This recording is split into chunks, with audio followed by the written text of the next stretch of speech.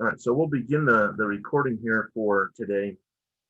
And we're here in load, the first lesson of the load module. Now, sometimes you'll see in these lesson alphanumerics that you'll see the exact same designation as you see on the pages or the modules that are built in Canvas. And the difference there is usually that when I've updated the study notes, I've changed something slightly in this little designation and haven't done that on the Canvas page itself. And that's what's happened here. I called it the load models instead of just loads module. And so I think you'll see it as L1. When those changes happen, they're very transparent about what's going on. If it was a really big change, I would completely change and make everything unified, but that should be consistent enough that you can follow along without any problem. And so this is a 6-lesson block that we're going to go into here. Last time we talked in just briefly about reminding you about sigma equals my over I and tau equals dq over id, and the conclusion was that when we saw that structural members were connected only in the middle portion or the web, then we were transferring shear and axial forces, and that meant that we were going to have an internal pin in our model. Or if it was connected to the rest of the world, then that would be a pin support. Whereas if we had everything all connected up, then we were dealing with transferring shear, axial, and bending moment, and it is a fixed connection, a rigid connection. Now, fixed in this sense doesn't mean fixed as into the outside world. That just depends on, of course, what we're connecting to. But it does mean that we're transferring all three of those internal forces, right? And so, and we also talked briefly about this notion that to protect the health, safety, and welfare of the public, what we really needed to do is provide a load path. And that's what we're really going to get into today, is a load path and a simple representation of that load path. Right? So in effect, load paths are just tracing the effects of the applied loads to our system. Now in this load module, we are going to talk a little bit about numerically where we come up with these applied loads.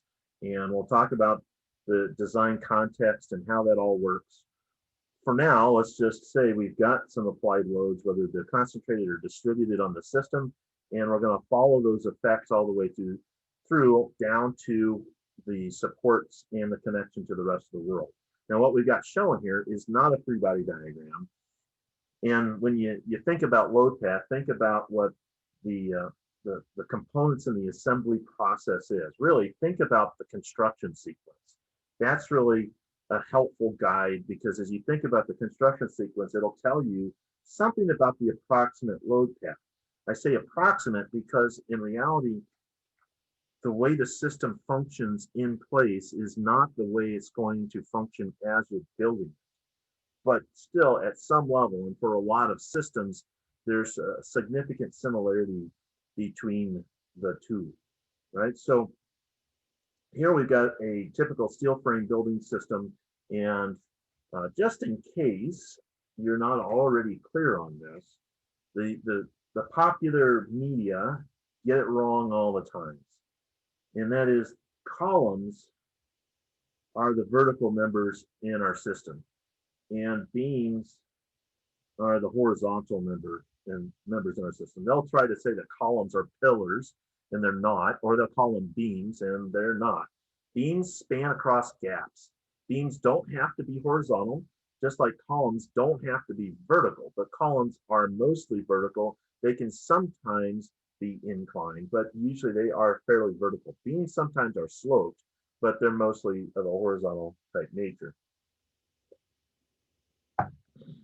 In between, you'll note here that there's a bunch of additional beams, and those are, just think about what the sequence of this has to be from a construction standpoint, right? You got to get the columns up first, and then when you get the columns in, you can put these big beams between the columns, and those are going to be the primary beams.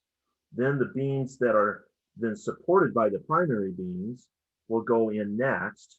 And that's all these little dark things that you see running there. And then the floor system, or really the floor the metal pan, if it's a steel frame system, oftentimes will come in next, and the concrete will be placed on top of that metal pan. And that metal pan will look a little bit like corrugated cardboard, right? That's the construction sequence, and that's also the load path, right? The loads are applied to the floor. They go to the floor slab. The floor slab spans between what are called the secondary beams. The secondary beams are supported by the primary beams, and the primary beams then span across to the columns, and the columns go down to the foundation. It's the old thing from childhood. The hand bone is connected to the arm bone is connected to the backbone. You didn't know it, but back then you were learning load paths. I love it, right? They're teaching you structural engineering back in grade school. Right, so this little cutaway that we have down here below is just identifying more of those sorts of pieces. Now, in a steel frame system, typically what's going to happen here is that the secondary beam, which is brown on the page, connecting to the green beam, which would be your primary beam, right? When you pull that out and take a look at the end of this primary beam, what you're going to see is a connection that is only through the web, right? Now, these beams will usually be arranged such that the top flanges are all at the same elevation, so that when you put the metal pan down, it's nice and smooth, and then you put the concrete on top of that, right? In order to get that to happen, to get the secondary beam to fit under there, you have to cut out a piece, and that cutting out portion is called a cope, C-O-P-E. And again, it's usually a web-only connection, which means we're going to transfer the shear and the axial, but we're not going to transfer any bending moment. So from the standpoint of a secondary floor beam, the typical model that we're going to use is one that you saw in statics and you saw it in strength of materials over and over and over, right? So we'll have the little line that represents the secondary beam, since it is a shear and axial only, and if the only thing we care about is the secondary beam, we'll pretend like the rest of the world is over here at each edge, and we'll represent that as your typical garden variety simply supported beam, right? It is not true that the rest of the world is here. This would be a primary beam on this side and a primary beam on that side. And then, for reasons we're going to get into here on the next page, we typically would end up with then a uniformly distributed load. We're going to find out just how we're going to go estimate what that value is of that thing. But now we've got a nice little simple problem here, and you learned back in statics that G, the reaction at the left side, is going to turn out to be half of the whole load, which would be WL/2 for each one. And you learned in statics and were reminded in strength of materials then what that meant in terms of the shear variation. And I'm going to rip off here shear and moment diagram, so I'm going to put two horizontal lines for the basic diagram there. There's for shear, and and you want to be able to go back and do these just as fast as I'm doing them and have full confidence about where it comes from. If you want a little help with that review, I can do that for you. I've got some built-in things for you in the Canvas page that I can highlight and get you going. But of course, you've got this nice linear variation in the shear, because the slope of the shear diagram is equal to the load intensity. The load intensity is W going downward, so we have a negative slope of W.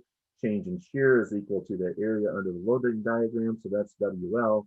Start at the reaction, come down by WL, and we get to minus WL/2, right?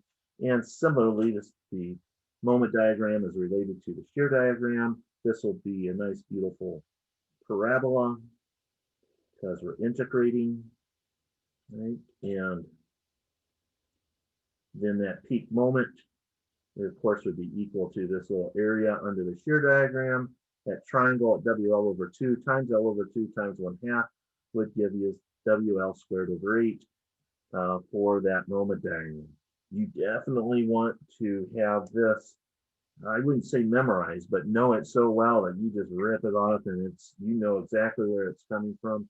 We're going to be dealing with far more complicated loading situations, and therefore far more complicated shear and moment diagrams in this particular course, but that's going to be a simple garden variety kind of thing. And that is your typical second floor or secondary floor beam that we deal with every day in our structural systems. And with that, let's get into this a little bit, right? So I want to go back to the future just temporarily, because you see load path in a gravity load system here. And in our models, we will tend to think about gravity loads from two different perspectives, right? And it's all about how long they've been around, right? So permanent gravity loads would be called dead loads. And so that would be, of course, the self-weight of the members themselves. The floor slab is not likely to change over the lifetime of the system, but temporary loads will be called live loads. They still may be gravity, but some of the certain kinds of HVAC equipment will be considered a live load. Depends on what kind it is. And so we separate that, right? There's still the source of the load is the same thing, but we differentiate about what's going on there. Even though it might even be attached to the building, we still might call it a live load. For instance, if we were in a live class right now, we would be in a classroom probably with some tables of some sort that would be permanently attached to the floor, right? And bolted, in other words. Well, we would still consider that to be a live load because over the lifetime of the structure, it's pretty likely for that kind of a piece of equipment to get changed out. So we would lump it into a broad category associated with live loads that not today, but I think it's next time you'll actually get to see some of our design tables about where we pull those values up. What we don't do in typical situations is try to go throughout the entire structure and figure out the weight of every single tiny little piece. And that's because they change too much and we don't know what those are going to be. So what we do instead is represent those effects, such as desks, the gravity of you and your chair and all that kind of stuff. We just take it as some sort of big aggregate value and we spread it out over the entire floor system and represent it because it's a lot easier to work with as some sort of uniform area load, right? And that will have units of force over length squared, or pounds per square foot usually is how we're going to characterize that in practice in the US.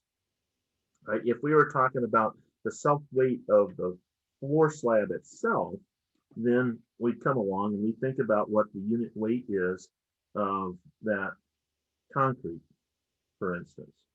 And that's typically taken as 150 pounds per cubic foot, PCF, right? Some people would write that as LB per feet cubed. That gets to be clunky, and it's easier just to write out this as P for pound, C for cubic, and foot, F for foot, so pounds per cubic foot. Right? And your typical floor slab, let's say that it is 4 inches thick, so a little bit on the light side. Then this P for the self weight of the concrete, right? Well, if we wanted the total weight of the concrete floor, we of course would just find its total volume. But we'll just start first with the area load, and that's just going to be then the gamma of the concrete times its thickness, right? And so that would be your then 150 pounds per cubic foot times 4 inches, but let's get it into feet. Right, so we have a pounds or force per L to the cube times L will give us force over length squared, right? Force over length cubed times our L will give us back that force over length squared ultimately. And that's just 1/3, 4 inches over 12. That's convenient for us. You don't have to pull out a calculator. But there you go, about 50 pounds per square foot. Your typical concrete floor slab will be between 4 inches and 6 inches. It starts to get much more thicker than that, and you're going to go to lightweight concrete because this is a pretty big value to have to deal with. Now note the symbol gamma. If you've taken the geotech class or you've taken the hydraulics class, that's the same symbol they use, although the fluids people care a lot about mass. And so they'll think about this in terms of the mass density times acceleration of gravity, and that will give you gamma. Same thing in the big picture here, right? So now let's start tracing the load path in this whole system, right? We build the columns first, then we put a beam between the columns, and then we put, in this case, just a floor slab that goes across, right? And in this next image, and by the way, all these images are coming from Hansen. You have available access to those too, right? What you might want to think about here is that that little old system that we were dealing with before, even though we don't show a little secondary uh, beam going here, think about the notion of a little 1 foot wide secondary beam happening there, okay? And if it's simply supported and it has this uniform pressure on here, well, then gee, half the load's going to go to one side, half the load's going to go to the other side. So this concept of what we call tributary width is saying, let's cut to the chase here. Let's not do in the proof that this is WL over 2 on either side. It's not true that this half of the load goes to one side and this half of the load goes to the other. Because if you stood right here, you'd have effects on both sides, right? And so, but numerically, it would turn out to be that way, that equivalently, half of this total load, which would be WL, goes to either side. Well, that's what we're effectively doing here. And that's why you see this little W equals P times the tributary width. Well, come down here to the bottom, right? Here's our simply supported beam between the columns, right? Some people like to have the little bar that goes across the top there. And there's your W that goes for that beam. Now we got 3 different beams. So we have 3 different W's. You might have used Q back in your statics days. They might all be the same, but they won't because they don't have the same equivalent tributary load going on here, tributary width, right? So this one is set up that the beam spacings might be different. So let's take this first one at 20 feet and this second one at 24 feet, right? Now, no engineer wants to do it that way. We like to keep them all the same. Gee, well, I could have done 22 and 22, and then everything would be the same. The loads would be the same, and the beam sizes would be the same. But architects don't usually want to do that. They have other reasons for why they want to vary where the columns are located in the building. And what this is going to mean is that for our numerical model, we'll assume that this floor slab operates as though it's a little simply supported beam between each segment, right? And so this outside beam is only going to get half of this. That would be half of the 20 feet. So if we're looking at our 50 PSF over this whole thing, then the W that we've got here, W1, would be equal to 50 PSF times then our 20 feet divided by 2, right? That's that WL over 2 business that's coming from the secondary beam. And so that would be 10 foot. So that's your 500 PLF, or pounds per lineal foot, that we would have for that one.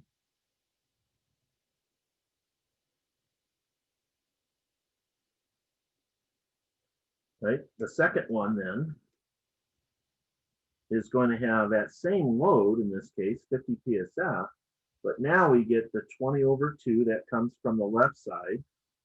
Then we get the half that comes from the other side, which is going to be half of the 24. And so that's going to be our 22 total.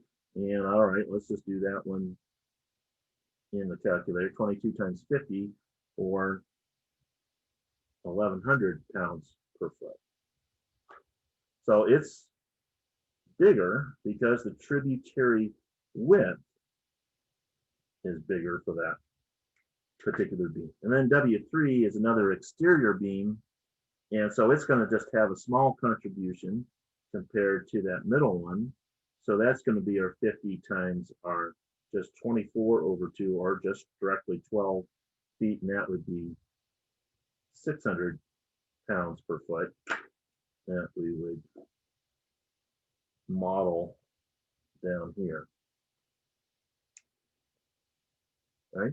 So what that says to me as a practicing engineer is, with those two being pretty similar, right? They do differ by, this one is 20% more than that one.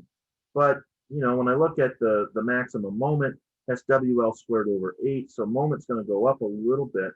But if the span had, on this one here, had changed a little bit, it'd have a much bigger impact. I'm probably going to size these two exterior beams the same. But this middle beam, that's got more than twice as much load on it, twice as much moment. I'm probably going to have a different beam size when it comes to this one down here in that middle beam, right? So let's start getting this even more realistic, right? Because that was a fairly simplistic type of drawing. When we're tracing these load paths, again, think from the bottom up, because that will give you the reverse path of the flow, or at least of the gravity loads in the system, right? And what you see down here is a fairly complicated little drawing that is in plan view. It is giving us a schematic of where all the primary pieces are connected, are located in the system, right? And so we've got a rectangular floor plan of the building. This big space here that has the X in it means it's an opening, right? And that's probably a stairwell. And in this relatively simple little system that we've got here, we're only showing a small portion of the overall building, right? It is 50 feet by 50 feet. These little circles here represent what we call column lines. Now, there aren't always columns located on those lines. Something major is typically happening along them, either columns or edges of openings, which is the case here. These little columns look like little capital I's.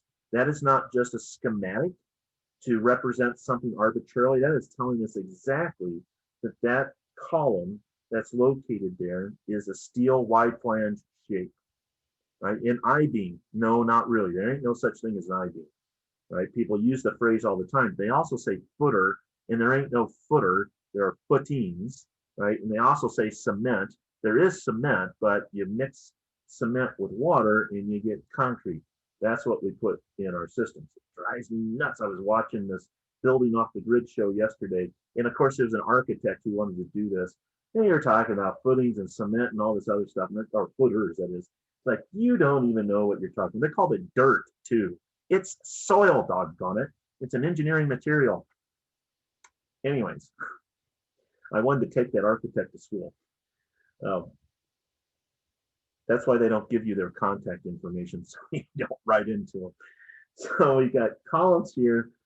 That's the way the steel is arranged. This big solid line that is going in between tells me that there is a primary beam that goes in between those.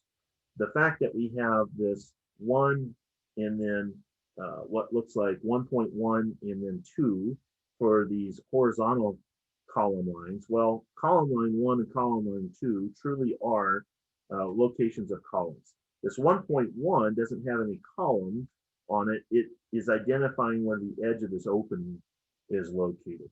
Same thing here, A, B, and C. We have columns on line A, columns on line C, and we don't have any on B. The only way I know that is I don't see a little break in this primary beam, and I don't see a little tiny capital I or capital H right there on either end. So that's the only way I know that there's no actual column located there. That's going to tell us something about how the system is set up here. We're going to draw an elevation view in just a moment. Now, all these other lines are either secondary beams, or with the additional information that we're given up here, we have a floor slab that is comprised of hollow core planks. We'll show you what that is on the next page, or 2 pages actually. But in essence, what we've got going on here is precast planks, concrete planks that are made in the manufacturing yard usually, and then they're shipped to site and they're quick to assemble, as opposed to putting the metal pan down over the system and then placing fresh concrete and having to cure that and have it gain strength over time, which would take at least usually 7 days before they would remove the formwork if we have any. All right, so it's a quicker assembly process on site if you do it this way. We can also do some other fancy things that we'll show you in a moment. All right, so let's take a look here at what this looks like from an elevation viewpoint. Could you see any of that, or was I off screen? We're okay? Yeah, we can. All right.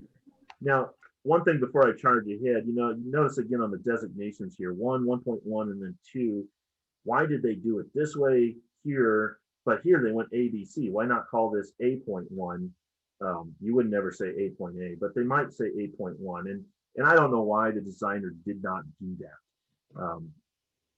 If this was truly the only thing that was happening along this line, I would have been tempted to have called this A.1, and then this probably would have just been called B.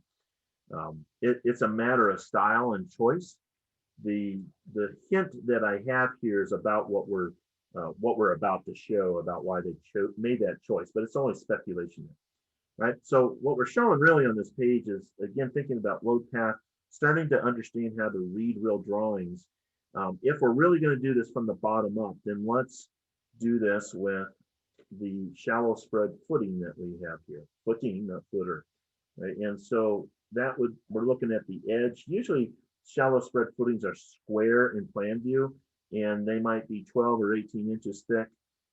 Just depends on the particular situation and the soil that we're dealing with. And from there, on that shallow spread footing is usually some sort of riser or pedestal. It's not a pillar, it's a pedestal.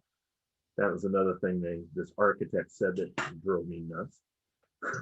Can you move your paper down or zoom out a little bit? Sorry to interrupt. Yep, no, good, thanks. All right, so we've got the little edge of the footing and a little riser. The bottom of the footing will be at frost depth, is where we're coming from. Is that what the other chat thing is there? Somebody sent in? Yeah, it was. Yeah. Yeah. Yeah. And by the way, I appreciate that you vocalize, because that will be a lot easier to get my attention than through the chat. All right, so you have to do all that to get up to the ground surface. So let's get the ground surface in there. And oops, the riser will usually go up just a little bit above the ground surface. It depends how you want to set it up, but it usually, in my experience, usually does. So we're going to end up with the beginnings of a fairly complicated drawing here, it looks like. And if the loads are the same, then usually the footing size is going to be a common one as well. And we usually use for the ground surface this little hashing that changes direction about every 3rd or 4th or 5th slash. And so that's your ground surface. Now, of course, the ground surface might be different than where you're going to the finished elevation, because you're going to come in and put a floor slab in. That will be usually concrete. If you go to some of the old buildings on campus, you'll actually see dirt floor, and some that say the art labs and that sort of thing. But usually that will be a concrete slab. All right, so now let's get our steel column in. We don't have any information about the height of the building. It wasn't germane to what I wanted to talk about today, so I didn't represent it. But there's your columns. I'm just going to represent the columns in a stick figure for now. Right, so this is column what we call A1 and column C1. I'm drawing the south elevation right now. We don't have the north arrow drawn here, and it should always be included in every plan drawing. So there's your north arrow. So the south elevation is the one on the south edge of the building, and we're looking up at it as though we're looking to the north. There's sometimes some controversy over that.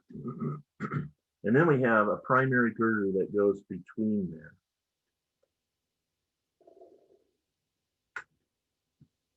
Right now, from a structural modeling standpoint, come back and look up here. Each corner is supported by a shallow spread footing. There are no columns along line B. I added that for you.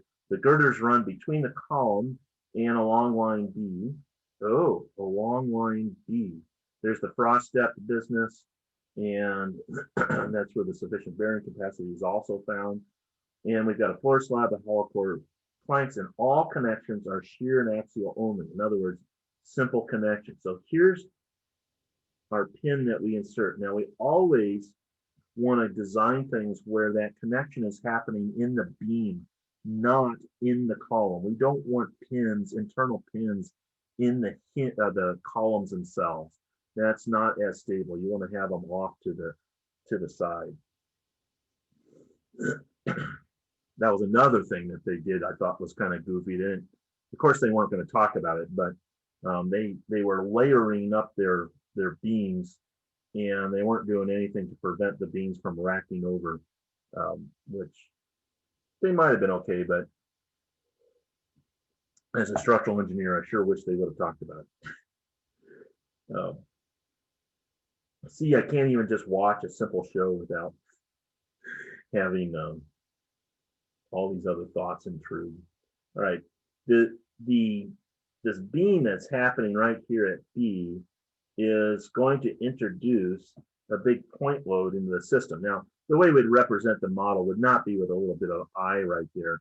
Instead, what we're going to have is we're going to have some sort of planking that goes along this beam, plus the self-weight of the beam that would lend itself to a distributed load, right? A W through a tributary area type of calculation, right? But then we'd have the reaction that would be coming in from this girder that is going from along column line B. And again, think about how this has been built. Put the footings in first, right? Then you put the columns in. Then you put the beam that goes in between the two columns. And you got to get the other ones done on the other end. And then you're going to lay in this beam that goes along this opening, right? So the plank that is up here only goes from A to B, and that's at 30 foot long. Now the plank probably goes down here all the way from A to C. We're going to pretend in our numerical model that it goes from A to B and then B to C. Otherwise, it is a continuous system, and the real reaction that comes from the plank into that girder along B is actually a little bit different. But our estimate, our initial model will be this very simplified kind of approach to things. Right now, you might look at this and say, all right, well, how do I model the support down here? And what you would end up with as a shallow spread footing is one that can't transfer significant moment into the foundation. And so that would be your classic pin support. Shallow spread footings would always be modeled as pins. And if you get that for your model, Houston, we have a problem. This is not stable. And so what we don't have here is we don't have anything that shows us the lateral stability of the system, which might be some sort of cross bracing. That's often the case. That's a nice light system.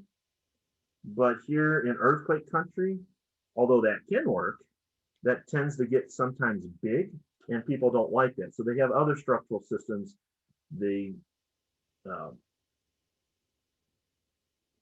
would put in there. And so this is not stable without what we call a lateral force resisting system. Since we're focused right now on the gravity stuff, I'm not going to focus on that, but I just want to point it out in case you're wondering. But we will come back to this in this module about how these systems are all set up.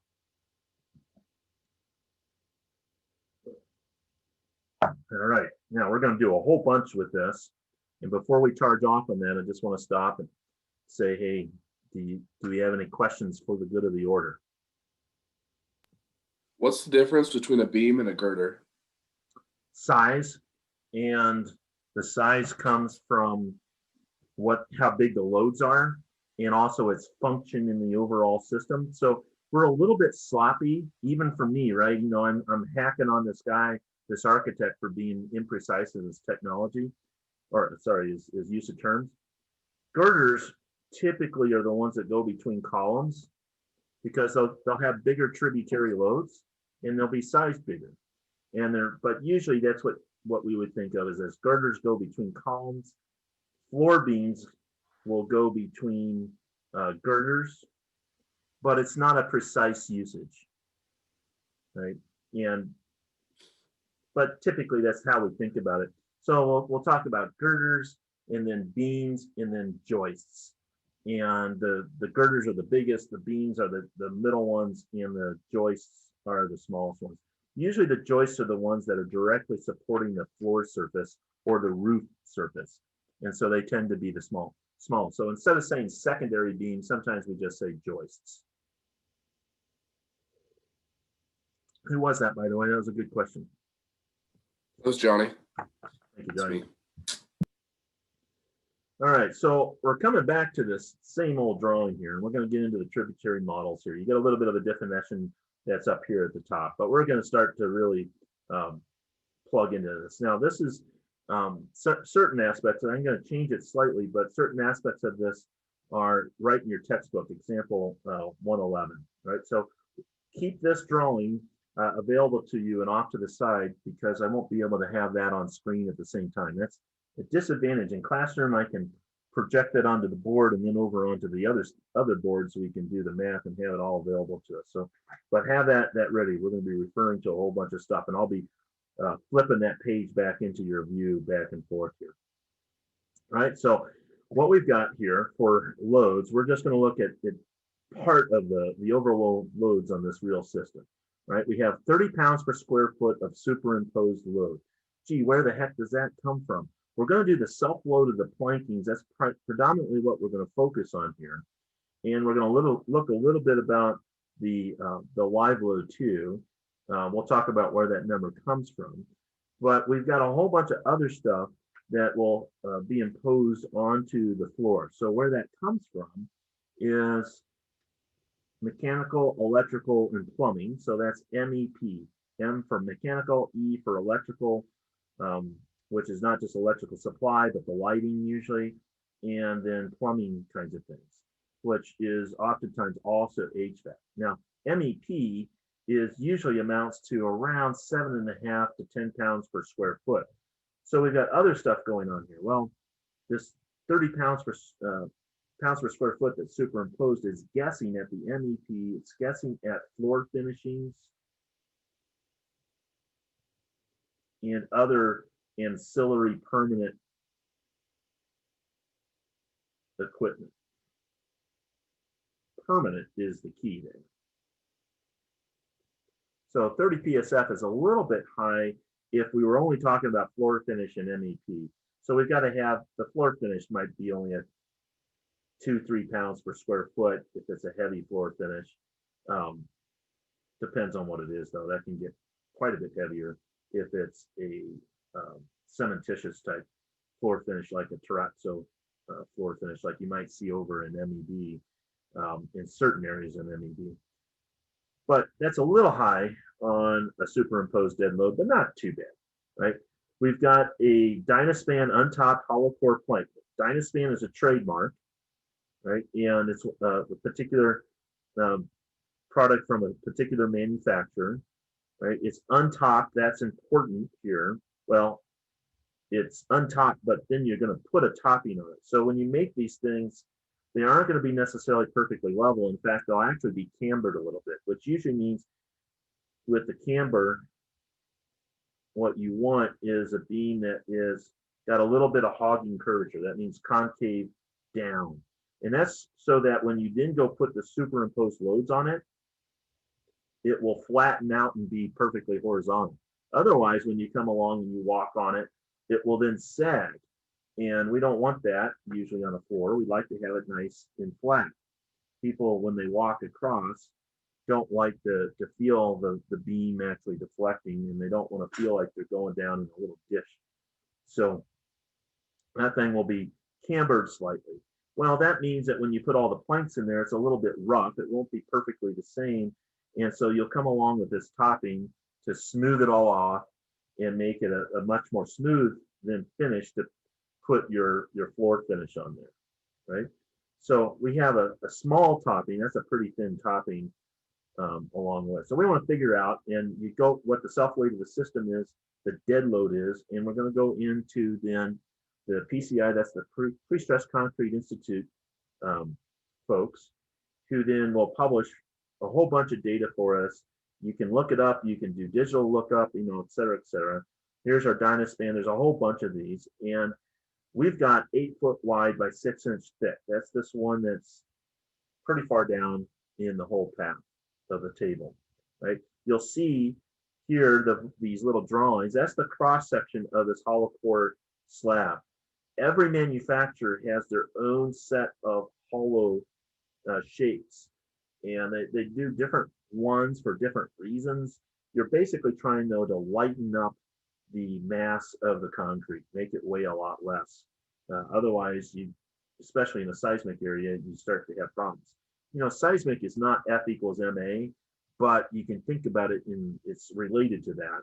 And a lot more mass means that the same acceleration is going to give you a lot more force, right? And those are effects we got to deal with then to provide a safe structure during an earthquake, right? So it's a little bit tiny here and probably really tiny on screen, but you get some things like here's the cross-sectional area for this thing.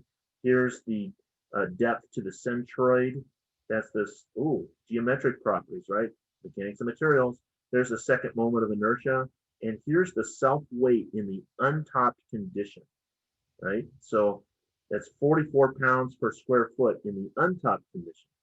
If you have 2 inches of topping, then we've got 69 pounds per square foot. Well, we don't have 2 inches of topping. We have 3/4 inch of a topping. Do a quick brainstorm here. How do you think we're going to figure out what the self-weight of the planking is, plus its cover or its topping with 3/4? Do a little brainstorm and then throw some ideas into the chat window. Go.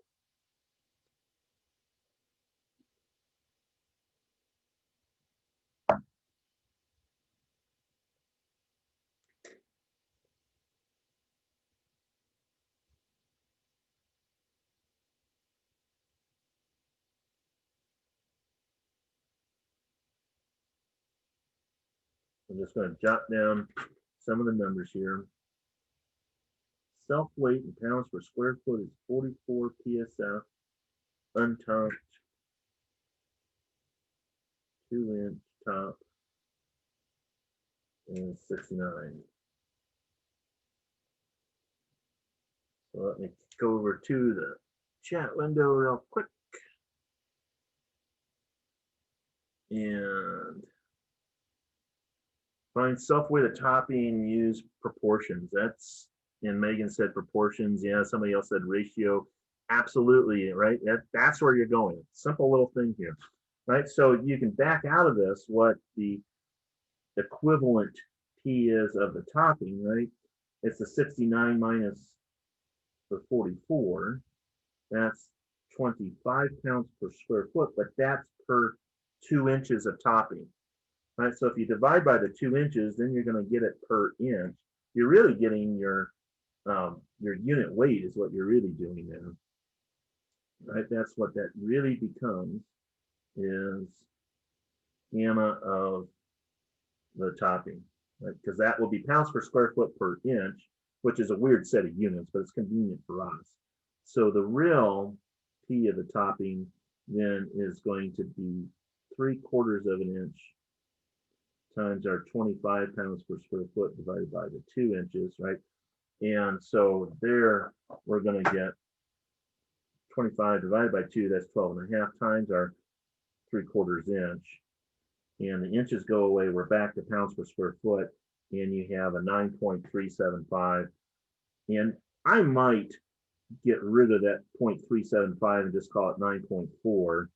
But there are oftentimes when we're talking about floor slabs, that adds up a lot if you even make a small little rounding or truncation, or so that's the only time I would keep that kind of precision in that sort of number. So our self-weight of the planking now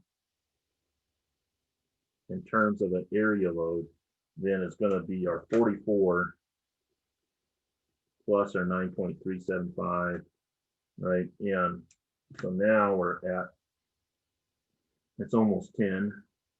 So that's 53.375 PSF.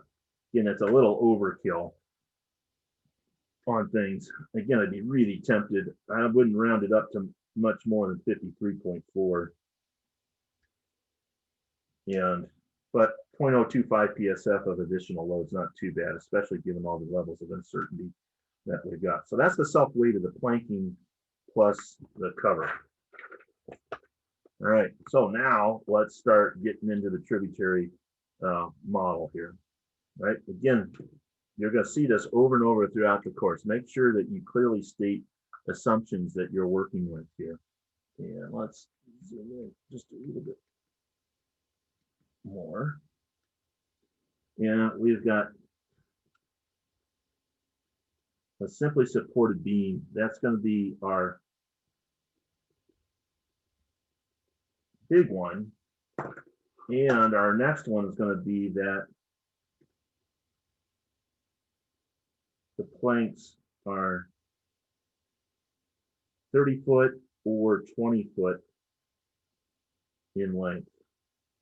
And you'll see where that's going to come from here in just a moment. We talked about it a little bit before, but we'll get back into it. Now, we're not going to have time to go through every single one of these, and it gets a little bit tedious. So we've got space in your notes to do all of these, but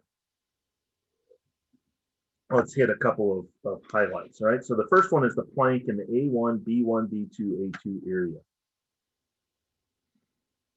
And let's go back to our drawing to identify where that's at. A1, that would be this column, the intersection of these two column lines.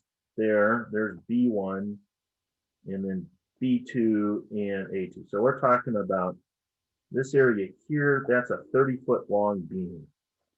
Right? And so if we're doing this assumption that the beam is not continuous all the way across, it stops there, then we're talking about a plank that looks, in effect, something like this, 30 foot from here to here.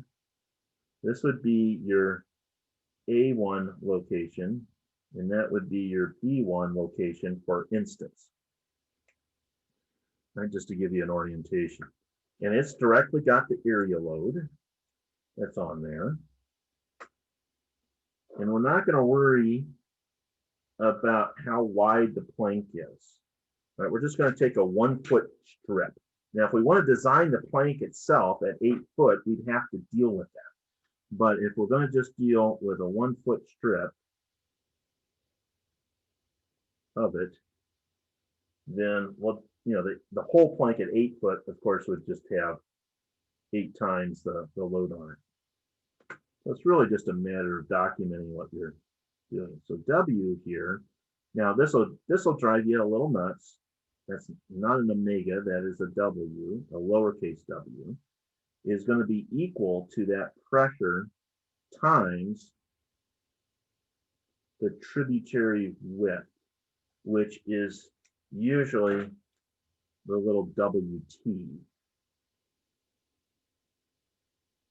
And since we said we want to do a 1 foot strip, then here that's equal to the pressure times then 1 foot.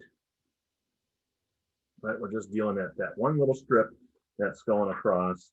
So if you wanted to draw it over here on the drawing, then what we're just doing is we're looking at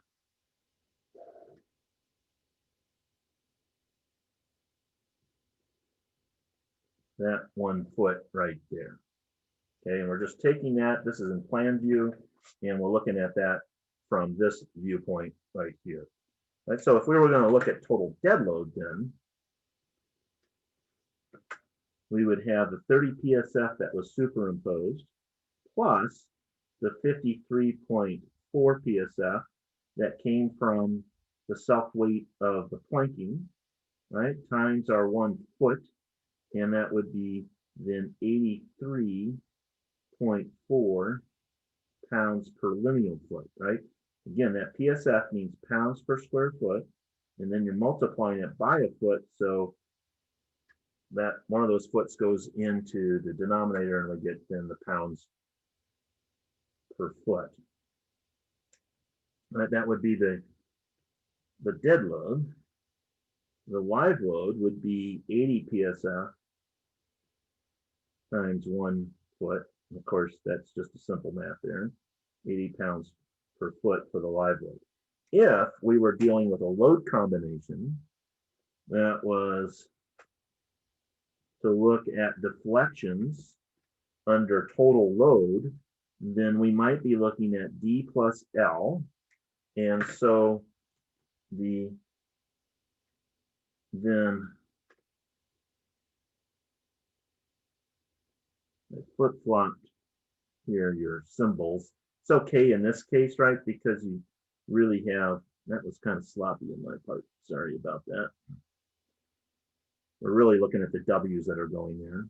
And if you're just doing straight addition here, then that's just going to add those two up, 83.4 load plus the 80. And that would, of course, equal 163.4 pounds per foot. That's where those numbers come from in statics or mechanics of materials. If we were looking at, this would be what we call a service or a deflection criteria. We also look at strength levels where we magnify those loads, and the combination oftentimes is 1.2 times the dead plus 1.6 times the live. And in that combination, that's now a strength, we call that W sub U, will increase these by what we call that load factor. So 1.2 times 83.4 plus then the 1.6 times our 80. Yeah, now we got to pull out the calculator to get all that. I realize that writing is probably pretty small here, so I'll try to be clear and verbalize carefully as I write it out. 1.2 times 83.4 plus 1.6 times 80, and that gets us to about 228.08. Well, forget that 08 business. 228 pounds per foot. Right, so I'm introducing a whole bunch of things here all at once on you, and we're going to see this load combination stuff again later on in another module, and the background for what's going on. But we have basically dual level design criteria, just like in water. What you got to deal with the storm water, you got to deal with designing a system for a really light kind of thing. That'd be what we call the 10-year recurrence interval, and then you got to deal with passing potentially the 100-year or 50-year. There's dual level design criteria that you end up working with here. That's just the plank that's in that area. And there's a whole bunch more planks to work with. B1, C1, C.1.1, and B1.1. What the heck is that little area? That's B1, C1. We're talking about this one. Well, it's 20 foot long, right? So the only thing that's going to change is going to be the span length that we're dealing with. But the 1 foot strip is really not going to be anything different here, at least for the plank itself. So not a lot of difference there. Except for that span. So the load will be the same. Just the span would be different. Now, if we want to design this little plank like this, then of course what you're going to find is that you got to go get the shear at WL over 2 and the maximum moment at WL squared over 8. But basically the same values that we had up here, just a different little basic model. Right? Then we go, let's take a look at beam A1, A2. That's this one that's over here on the edge. Now we don't like to draw big vertical beams, and so what we'll do is we'll rotate that this way, and we've got then a beam that looks like this that is now 50 foot long. And in this drawing, A1 is to the left, B1 is over, or B2, sorry, nope, not A2 is over here at the right. Okay, so talking about this beam right there. And remember, this little strip that is the plank is uniformly loaded. So how much of its load will go over to our beam? Anybody?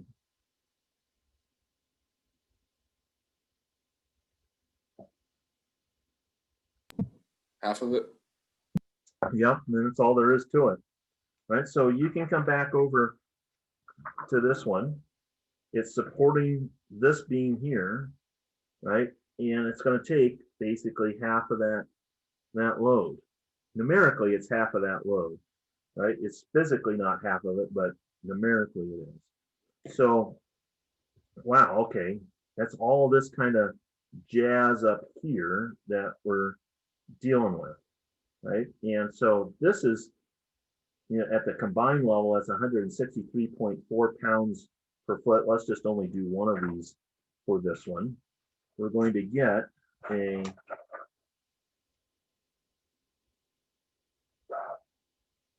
uniform load, and that reaction from one of those for 1 foot strip right there, that little W for this one is equivalently going to be under the dead plus live condition are 163.4 pounds per foot. Well, you told me half of it, right? So it's 30 foot long divided by our 2. And this will be weird on the units, but let me show you how it really works. Let's get the number first. 163.4 times 30 divided by 2, which is 15, will be 2451. Now, it's a uniform load, so it should be pounds per foot. But what you see here is pounds per foot times a foot, which would just be pounds, but it's really pounds per foot. And the reason why is this 163.4 pounds per foot is actually per foot along the length of the whole, this per 1 foot strip. So that's where this additional 1 foot, this is really a PSF sitting here, and PSF times the foot will get you back to pounds per foot on this one, right? And that's now starting to get to be kind of big, right? Because that's basically 2.45 kips per foot, K being, of course, that symbol for 1,000 pounds. And that's why, Johnny, when you asked about girders versus beams, big difference in the magnitude of the load of that plank at 163.4 per foot of it, which is, fairly small of an overall impact. And this one's quite a bit, of course, larger because it's taking up a much bigger load. Right, now these others, we're just going to do the basic load model. We're not going to get the numbers yet, and because I want you to make sure you see the basic flow of all this first. C1, C2 is out here on the other edge. We've got a column here that we'll call that one C1. We'll call this other one C2. The opening sits here to the right, and that opening is 30 foot long.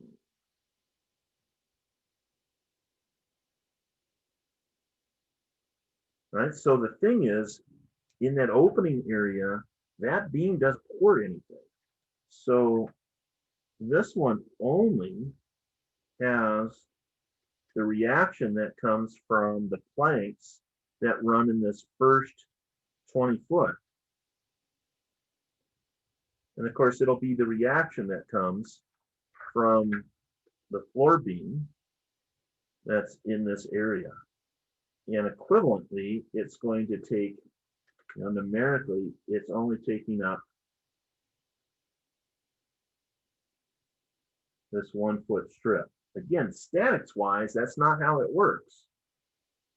But from a numerical standpoint, and we can kind of cut to the chase here, all we got to do is go find the PSF that goes along here times 10 foot, and bam, we have the W that is sitting right there. So that's going to be that W equals the P times basically the tributary width that comes in there, which is the 20 feet divided by the 2. That's where that's going to come from. Which, under dead plus live, would be your 163.4 times then 10 would be 1,634 pounds per foot. 163.4 PSF times the 10 feet will get you there, or 1.6 kips per foot.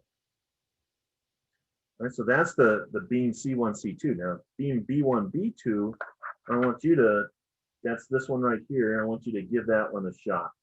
Give me an image like this that tells me what the span length is, and then what the load model will look like. Don't worry about the numbers, just draw the shape of the load model. Go.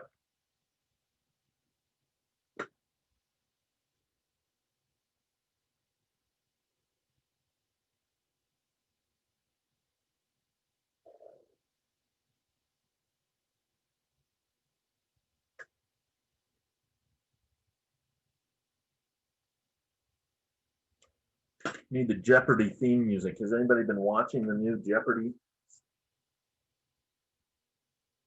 Got a couple of nods. Are you okay with the new host? Yeah, I'm seeing nods of a different sort. Let's just say. Yeah, the new host is not Alex Trebek. I'm totally with you on that one. I'm hoping that they'll try some other folks. All right. What I'm hoping that you'll have in this case is that you will have load all the way across the entire beam. Anybody, why, and go ahead and just vocalize, why would there have to be load all the way across the entire beam?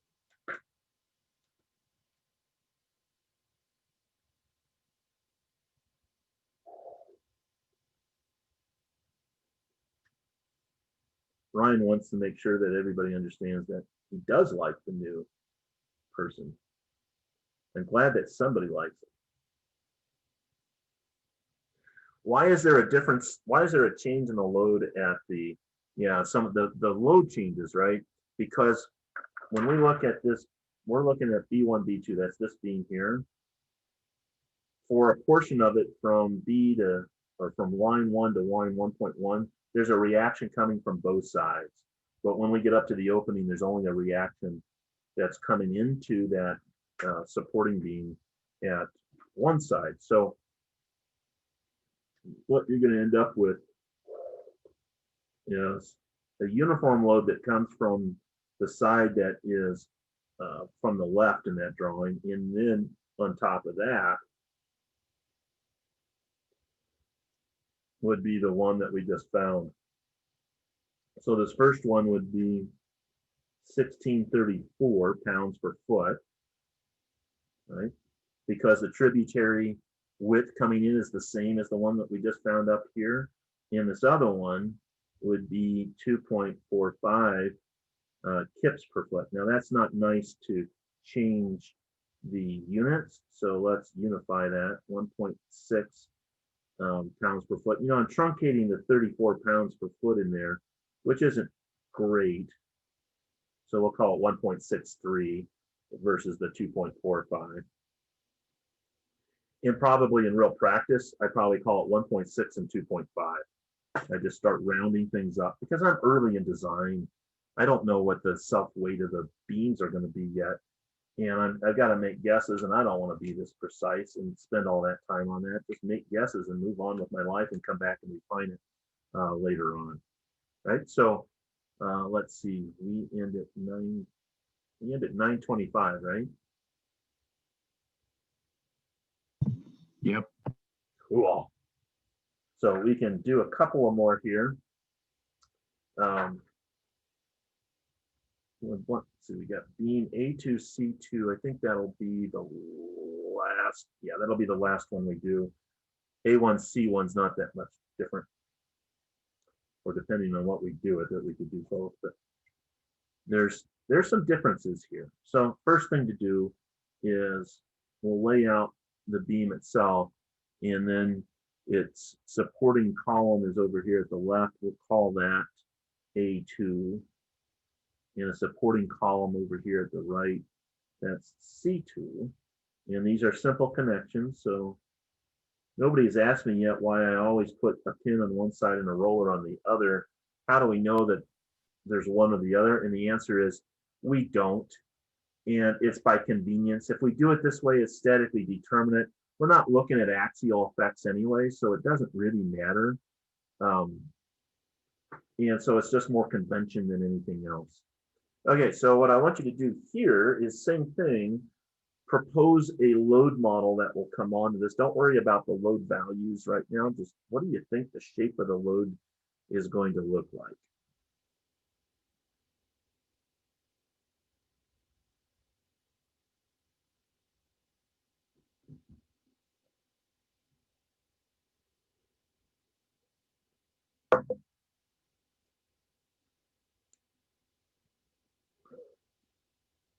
Brian, really, you like, is it Kenny Jennings? Is that who it is?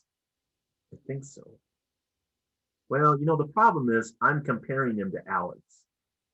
And maybe Ken Jennings does just fine on his own, but certainly my personal preference, and at least some of your classmates, is Alex. So I don't want to harsh on Ken too much, but all right. So the real question to answer, y'all, is what is this beam supporting?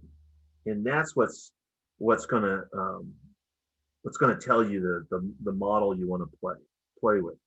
And so you go back over here and you say, well, okay, the way we built this was columns at the corners, and then we put the beams in between the columns. We're dealing with one of those beams. And then we put a beam in along line B. And that happened before we could ever put these planks on.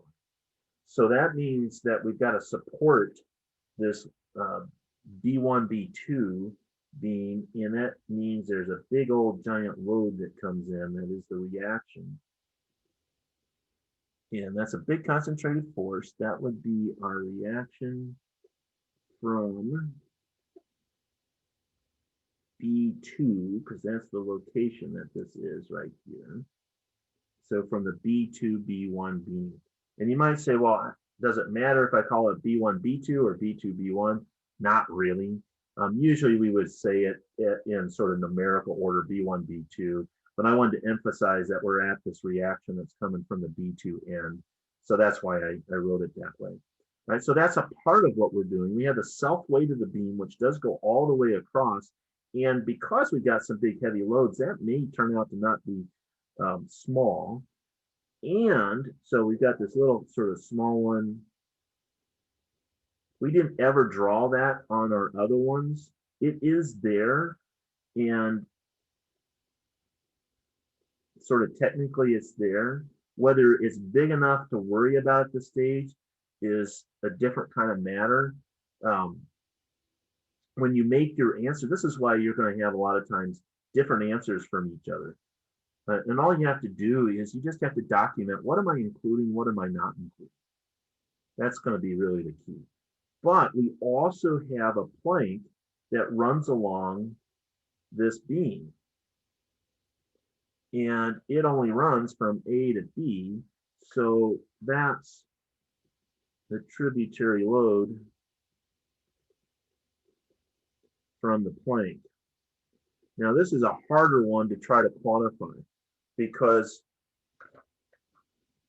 we could take a little 1 foot strip, or maybe we should take a tributary width. We should also account for that the plank is going to overhang the center line of this beam, and we don't have that dimension, so we can't really include it. And so there's a lot of trickiness about what's going to happen to this. And then you have to start really thinking about, well, this is an 8 foot wide plank. How do I know how much of that you know, the plank has its own structural strength and stiffness. Can it support itself from somehow? Well, sort of, but it only goes to here. This is a weird deal about how to account for um, the load of the plank that's right on top of this girder.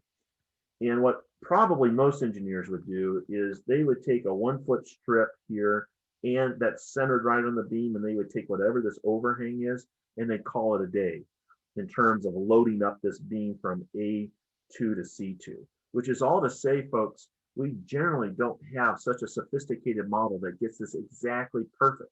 These are all just approximate values to get us going to be safe enough in our design of these members, right? The A1C1 is going to be similar, except for it's going to have load that goes all the plank, self-weight of the planking is going to go all the way across, right? So we don't have this opening to deal with, this opening to deal with here, but you will have a big reaction that's coming here. Now this reaction down here is not the same as the top, because, you know, go back to that beam, right? Here's your B1 side and there's your B2 side. Which one is going to be bigger reaction, B1 or B2? B1. Absolutely, right? Because more of the load is sort of located over to that side, right? So if you wanted to size these two beams from on this page, A2C2 and A1C1, if you wanted to size them the same, I wouldn't probably go with the 2 line. I'd go with the 1 line because you got a little bit more of a reaction, and it's a concentrated force. That's going to make the moment a little bit bigger.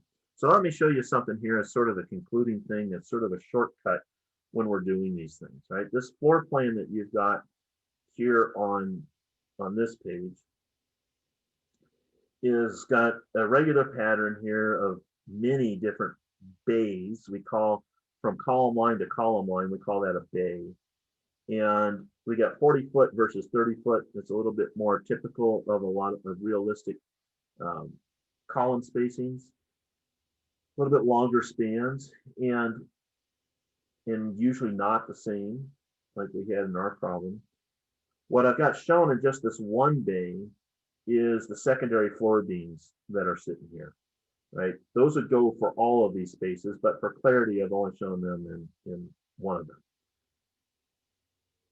What's not shown anywhere on here is any openings for an elevator or a stairwell, because what we're really trying to just show is the equivalent effect, equivalent supported area of these various pieces. So for a floor beam or joist, we might say, then we would go halfway to the other one, halfway to the other of a like thing, and we would then say numerically the load that that beam is supporting is this whole little area. Now, in terms of a calculation for the design of that thing, we would just take that little 1 foot strip to get that little W for that little supported area, right? And so it would be equivalently halfway here, halfway there, and 1 foot wide. Or if you're doing SI system, 1 meter wide. It's just a unit. That's going to be the key. So again, that thing, a unit, and this way is a tributary width. So just take the pressure times 1 unit. It's going to numerically be the same, but turn it into pounds per foot. Bam, there you go. For the edge beam, right, it's going to take up equivalently then half of the reaction, right? And it's going to get dumped over here, but we're going to represent that if it's frequently enough spaced, we're going to assume that that's like a uniform load, even though in reality, it might actually look, if we have all of these floor joists repeated, well, everywhere there's a floor joist, then there is a reaction. So 1, 2, 3, 4, 5, 6, 7 of those.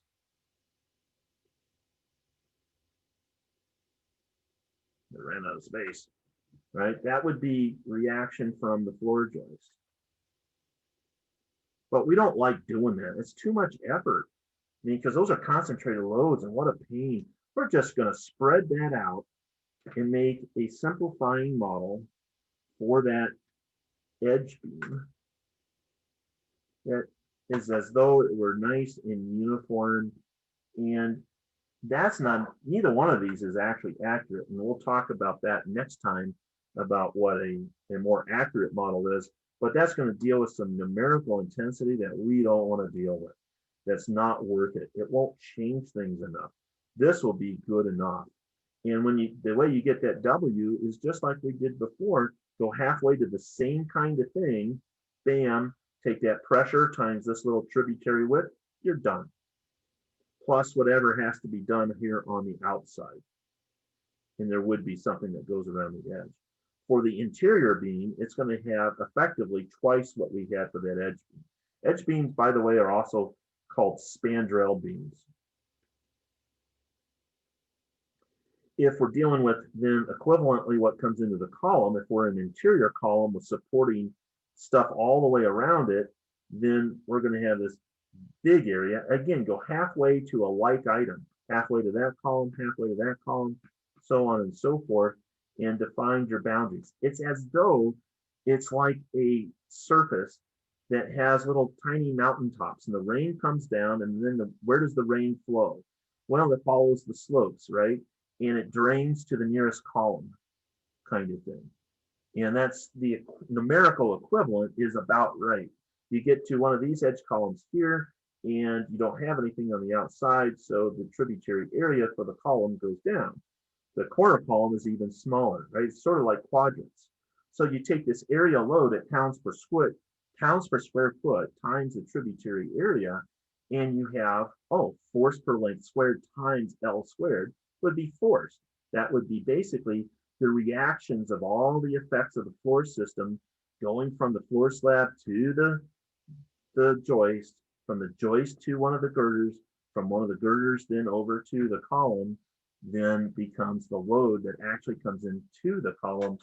And again, the numerical equivalent, if it is all set up as a simply supported segment, is going to be then the same thing as taking this tributary area as opposed to width and times the pressure and